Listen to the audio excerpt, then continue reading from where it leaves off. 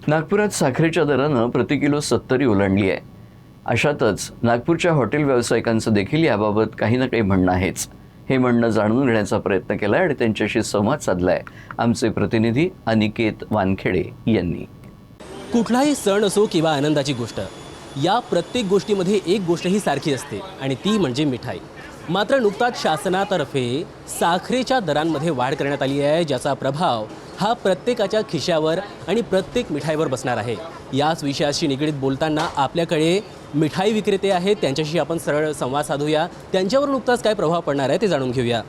Sir, अभी जो भी मिठाई की जो रेट्स है वो बढ़ने वाला है क्योंकि शक्कर के रेट अभी बढ़ गया है, तो इस पर आप क्या कहेंगे, जो भी आपका मुद्दा है?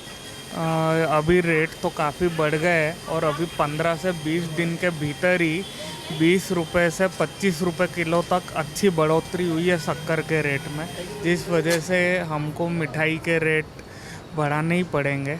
और शक्कर के रेट बढ़ने का इम्पैक्ट सभी जगह आएगा. जैसे अपन चाय पीते हैं या घर गुती लोग हैं और भी बाकी जगह, क्योंकि शक्कर का उपयोग बहुत सी जगह होता है, चाहे घर में हो या चाय के ठेले में हो या फार्मा इंडस्ट्री में भी क्यों ना हो.